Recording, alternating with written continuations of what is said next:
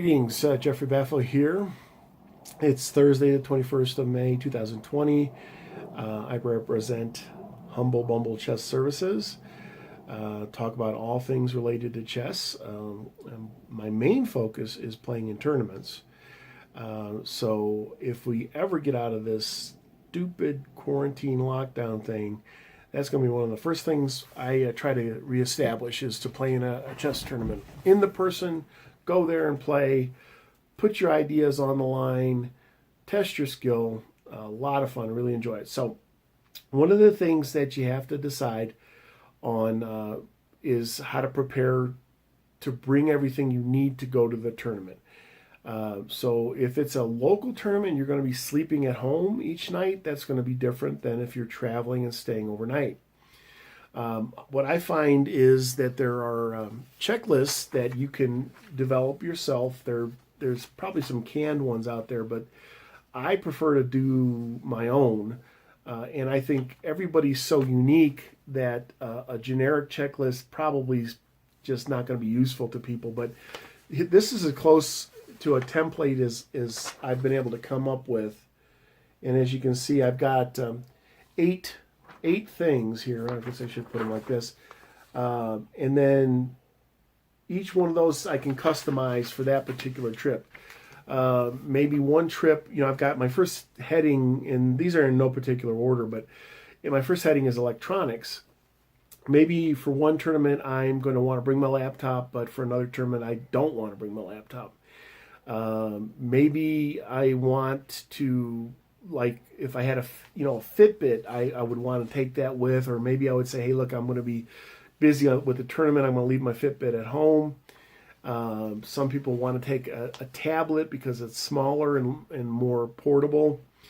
Some people will leave their cell phone at home because they don't want to be bothered. But the bottom line is electronics are an important part of our life these days. Some people are going to bring that laptop so they can immediately take their game and put it onto their favorite chess software and analyze it.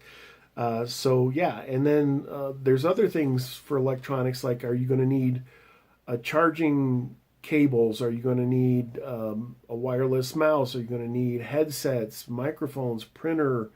So all those things you want to sit down and think. You don't want to get up to, you traveled for 100 miles and then you got there and you wanted to bring your laptop, but you forgot your mouse. So get all that down on paper, make up your checklist, and put it in there. Now there's another thing for food and snacks and drinks. Now, again, if you're sleeping at home and you're not traveling, then that's one thing. But if you're going out of town, do you really want to eat at a restaurant for 3 meals a day for 2 to 3 days or however long you're there? For some people, that's too expensive. They just won't do that. They don't. So a lot of hotels will have kitchenettes, and you can cook and bring frozen meals, or even from scratch with ingredients. You can bring your ingredients and cook for yourself at the tournament. So that's category 8, travel/lodging. Maybe you wanted to get the car tuned up. You want to get an oil change before you go. Maybe you want to bring your pet with you, so you got to find a pet-friendly hotel. And maybe, like I said, you want to cook your meals, or at least some of your meals, like maybe just breakfast, and you're going to need to find a hotel room that has a kitchenette. Are you going by yourself? Are you bringing your husband or wife or a friend with you? Some people, when they go to a hotel, they can't stand the type of pillows that they have typically in hotels. They want to bring a nice memory foam pillow or something that's important to them. Now, when you're thinking about food, when you're at the tournament, the games sometimes can last hours. 3-4 hours or longer. So now, again, you don't want to eat while you're sitting at the board, but you can bring light snacks. Like, for instance, one of the snacks I really like to bring with is shredded wheat, especially the frosted shredded wheat, because it has that sugar kick in it, but it's also got the whole grain stuff for long-term energy. So you want to have something that you can take with you. It's light and portable. You step away from your board, you chow down, and you come back to your board if you feel yourself getting low blood sugar, because I'll tell you one thing that is going to make your thinking go in the big porcelain fixture is low blood sugar. So yeah, so you want to have snacks. Maybe you want to have, like, bring some Starbucks with you or some coffee or things like that. So think about that. Make a checklist of what you really like and what you really want to have with you. Now, there's the category medications and prescriptions and grooming. So one of the things that really drove me crazy at one tournament was I got something stuck in my teeth. I know that's kind of silly and crazy, but it was driving me nuts. And we literally had to make a special trip to go buy some dental floss to get it out of there. It was driving me nuts. And that, to me, running around a strange town trying to find Walmart or whatever, that's ridiculous. I could have just brought a small section or a small floss pick kind of thing with me. So now I always carry those. Another thing that I notice at tournaments is a lot of times my back will start itching. I'll get itchy back syndrome. I typically try to bring something I can use as a back scratcher for myself. I know that a lot of times when I am sitting when I'm scoring, I score by hand. I don't use an electronic scorekeeper, and I want a little clipboard to go with it to sit there to hold my score sheet. Yeah, it's one of those things where you want to try to think about things in advance. Now, if you're traveling out of town, make sure your home base is protected, that you have somebody there who can do the things that are necessary.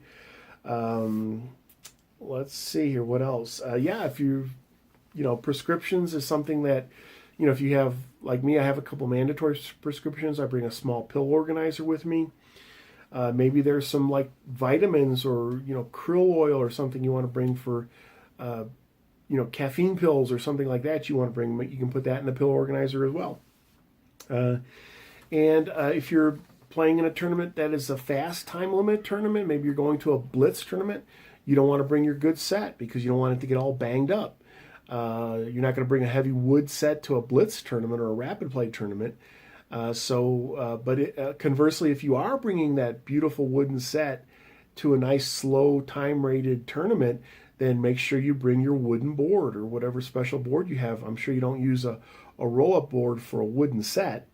And then what kind of clock are you going to use? Does your clock need to have when was the last time you replaced the battery? If it's an electronic clock, which almost all of them are, when was the last time you replaced your battery?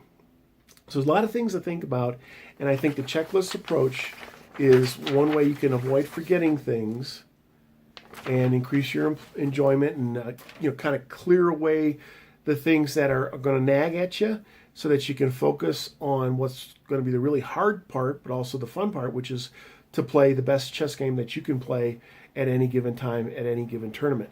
So that's it for today's video. HumbleBumble Chess Services. Find me on YouTube. Got about 23 videos, and trying to do a couple, 2-3 videos every week. And just keep watching. I am primarily focused on the chess tournament player, but I also have videos that are on multiple different subjects related to chess that anybody can enjoy. So thanks for tuning in today. Bye-bye.